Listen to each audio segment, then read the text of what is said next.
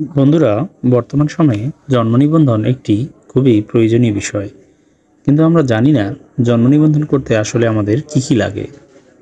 আমরা জন্ম নিবন্ধন করতে চাই, কিন্তু আমরা ঠিকমতো কাগজপত্র দিতে পারি না বলে অনেক আবেদনও কিন্তু এটা বাতিল হয়ে যায়।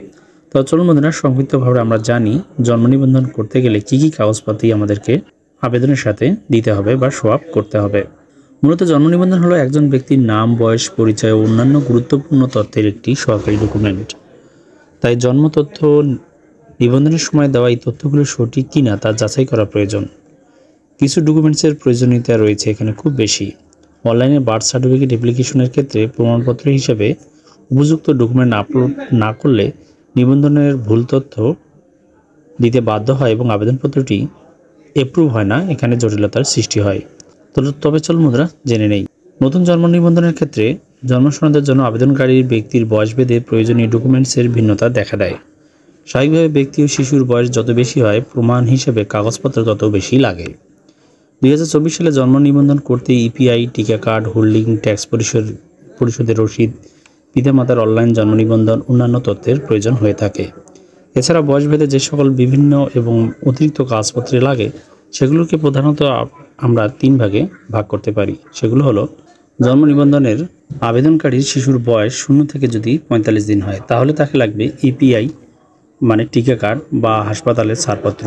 যে সালে জন্ম নিবন্ধনের আবেদন করেছে সেই বছরে কর পরিশোধের হোল্ডিং বা ট্যাক্সের রসিদ বা বাসা হোল্ডিং নাম্বার। নিবন্ধনকারী শিশুর পিতামাতার অনলাইন জন্ম নিবন্ধনের কপি, এটা লাগবেই। নিবন্ধনের জন্য আবেদনকারী শিশুর পিতামাতার জাতীয় পরিচয়পত্র কপি যদি থাকে তাহলে ভালো হয়। নিবন্ধনের জন্য আবেদনকারীর অভিভাবক একটি সচল মোবাইল নাম্বার। নিবন্ধনকারী শিশুর বয়স 46 দিন থেকে 5 বছর হলে ইপিআই, টিকা কার্ড, হাসপাতালের রেজিস্টার স্বাস্থ্যকর্মীর সত্যায়িত প্রত্যয়নপত্র, তার সিল সহ থাকতে হবে। যে সালে জন্ম নিবন্ধনের আবেদন করছেন সেই বছরের কর পরিশোধের হোল্ডিং, ট্যাক্সের রসিদ বা বাসার হোল্ডিং নাম্বার। নিবন্ধনকারী শিশুর পিতামাতার অনলাইনের জন্ম নিবন্ধনের কপি, এটা বাধ্যতামূলক লাগবেই। নিবন্ধনের জন্য আবেদনকারী শিশুর পিতামাতার এনআইডি কার্ডের ফটোকপি যদি থাকে।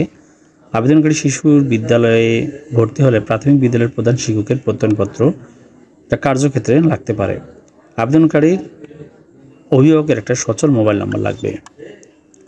জন্ম নিবন্ধনকারীর আবেদনকারী ব্যক্তির বয়স 5 বছরের বেশি হলে আবেদনকারীর বয়স প্রমাণ করার জন্য রেজিস্টার সরকারি এমবিবিএস চতুর্থ ডিগ্রিধারী ডাক্তারের দ্বারা সত্যায়িত প্রত্যয়নপত্র সিল সহ বাংলাদেশ শিক্ষা বোর্ড কর্তৃক পরিচালিত জিএসসি এসএসসি সমান পরীক্ষার সার্টিফিকেট যদি থাকে। নিবন্ধনকারী শিশুর পিতামাতার অনলাইন জন্ম নিবন্ধনের কপি, এটা বাধ্যতামূলক লাগবেই। নিবন্ধনের জন্য আবেদনকারী শিশুর পিতামাতার এনআইডি কার্ডের ফটোকপি যদি থাকে। জন্মস্থান, স্থায়ী ঠিকানা প্রমাণের জন্য হালনাগাদ কর পরিশোধের রসিদ, বাড়ি বা জমি ক্রয়ের দলিল। আবেদনকারী ব্যক্তির অভিভাবকের একটি সচল মোবাইল নাম্বার। উপরোক্ত কাগজপত্রগুলোর পাশাপাশি আবেদনকারীকে জন্ম নিবন্ধনের জন্য একটি অনলাইন কিংবা হাতে লেখার ফর্ম পূরণ করতে হবে। আপনার কাছে এই সকল কাগজপত্র থাকলে ইউনিয়ন পরিষদে জমা দিয়ে আবেদন করতে পারবেন অথবা নিজে অনলাইনে আবেদন করতে পারবেন। তবে আবেদনকারীর বয়স যত বেশি হবে কাগজপত্র তত বেশি প্রয়োজন হবে। এক্ষেত্রে পর্যাপ্ত ডকুমেন্টস না থাকলে রেজিস্ট্রার জেনারেল কার্যালয়ে কর্মকর্তাদের সাথে যোগাযোগ করে ব্যবস্থা আপনি নিতে পারেন। শেষ কথা হলো, উপরোক্ত কাগজপত্রগুলো থাকলেই অনলাইনে জন্ম নিবন্ধন আবেদন করতে পারবেন। উপরোক্ত আলোচনা থেকে নতুন জন্ম নিবন্ধন করতে কি লাগে তা বিস্তারিত জানা যায়।